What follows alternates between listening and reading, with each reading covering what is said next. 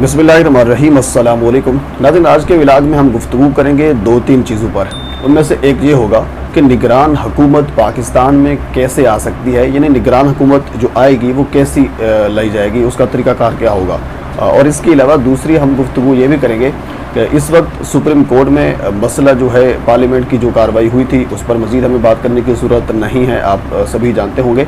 तो supreme court दो चीज़ों पर जो है वो गुफ्तगू करेगा जहाँ तक मेरी राय है।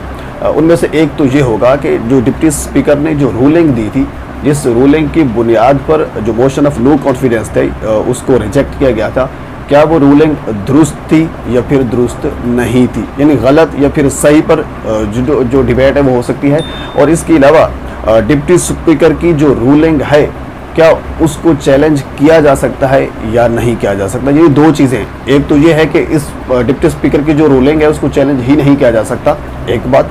दूसरी बात ये है कि वो रूलिंग सही थी या गलत थी, इन दो चीज़ों पर गुफ्तगू होगी। तो हुजूर वाला, इससे पहले मैं आपको ये भी बता दूं, इस वक्त जो मसला है वो सुप्रीम कोर्ट में पहुंच चुका है। कल इसकी समाअत होगी। चीफ जस्टिस उमर अताब बंदियाल ने आज पहले अपने घर में मुख्तलिफ जजों को इकट्ठा करके मशावरती इजलास किया और उसके बाद फिर सुप्रीम कोर्ट, हालांकि आज इतवार का दिन था, सुप्रीम कोर्ट बंद थी, सुप्रीम कोर्ट के ताले खोले गए और फिर इजलास जो है वो बुलाया गया। लेकिन इजलास का कोई हतमी फैसला जो है वो नहीं हो सका। कल इसका फैसला जो है वो सुनाया जाएगा और जहाँ तक मेरी राय है इस काम को जल्दी से जल्दी जो है वो निपटाने की कोशिश की जाएगी, क्योंकि इस वक्त मुल्क जो है वो इस किस्म की सूरत हाल का मुतहम्मिल मज़ीद नहीं हो सकता, जिसमें जो असम्बलियाँ हैं वो तोड़ दी गई हैं, डिज़ोल्व कर दी गई हैं वज़ीर आज़म की हिदायत पर सदर पाकिस्तान ने।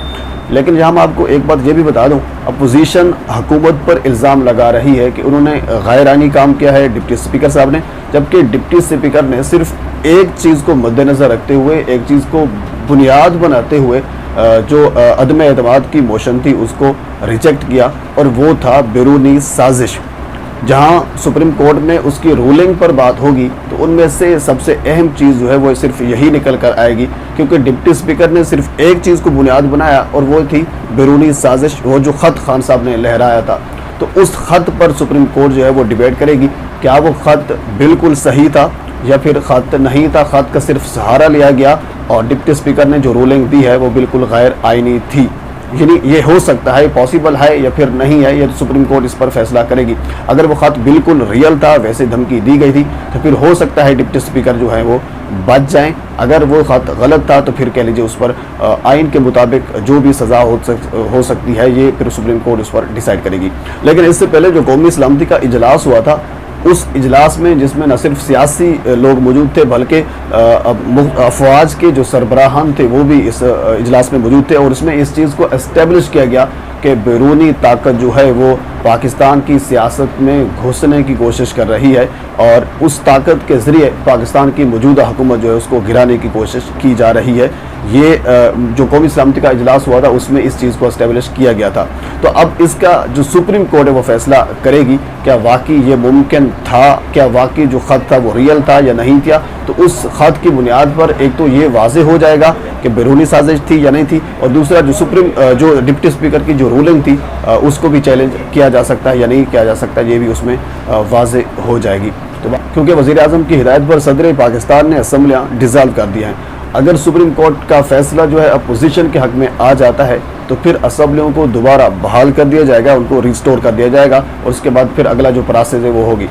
जो अपोजिशन है उनका सिर्फ एतराज़ ये है कि उस पर काउंटिंग होना बाकी थी, यानी स्पीकर के पास ये इख्तियार नहीं है कि वो काउंटिंग किए बग़ैर जो है वो जो इजलास है वो गैर मुअय्यना मुद्दत के लिए मुलतवी कर सकते हैं। जबकि स्पीकर साहब ये कहते हैं ये जो मोशन लाई गई थी अदम एतमाद की, इसके पीछे बैरूनी साजिश है, तो इसी वजह से जो इजलास है वो गैर मुअय्यना मुद्दत के लिए मुलतवी कर दिया गया था, जिसकी वजह से बाद में वज़ीर आज़म ने हिदायत दी और असम्बलियाँ जो है वो डिज़ोल्व कर दी गई हैं।